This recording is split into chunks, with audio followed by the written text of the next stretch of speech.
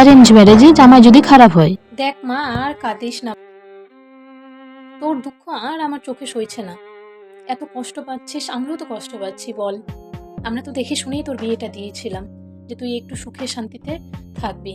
সেই কত বড় লোক ঘরের ছেলে দেখে বিয়ে দিলাম, শেষে এরকম বেরোবে আমরা কি জানতাম বল মা? সব থেকে বড় কথা হচ্ছে, কপালে লিখন কেউ খণ্ডাতে পারে না। খুবই ভাগ্য মা, বুঝলি, সবই ভাগ্য। ভাগ্যের উপরে কেউ বেশি পায় না। তোর ভাগ্যে এটা ছিল বাবা, সবই তোর কপাল। তোর ভাগ্যে ছিল বলেই আজকে এই ঘটনাগুলো ঘটলো। আর তোরা তো এই জেনারেশনের মেয়েই রে, এবার একটু মুভ অন কর না। দেখিস তো চারিদিকে মানে 2-4টে বিয়ে করে নিচ্ছে, কতবার ডিভোর্স হয়ে যাচ্ছে। মুভ অন কর তো, আগের মতন একদম ভালোভাবে এখন চলবি, হাসি খুশি ভাব। আর লাভ ম্যারেজে জামাই যদি খারাপ হয়। পই পই করে তখন না করেছিলাম। ওই লাফাঙ্গা মার্কা ছেলেকে বিয়ে করিস না রে, ও তো বস্তি মার্কা, দেখেই তো ওকে মনে হয় যে ওরকমই। না, নিজের কপালটা নিজেই খেলি তো। এখন আমি কি করব? আমরা কিছু করতে পারবো না তো। তুই তো ইচ্ছে করে গিয়ে নিজের কলে নিজে ধরে দিয়েছিস।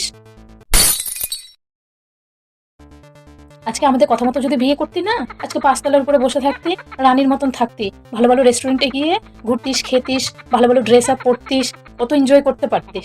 তা না, একটা বস্তি মার্কা ছেলের সাথে গিয়ে বিয়ে করেছিস। ও তো ছুঁচো মার্কা, ছুঁচো মুখা একটা। সব তোরই দোষ, বুঝলি?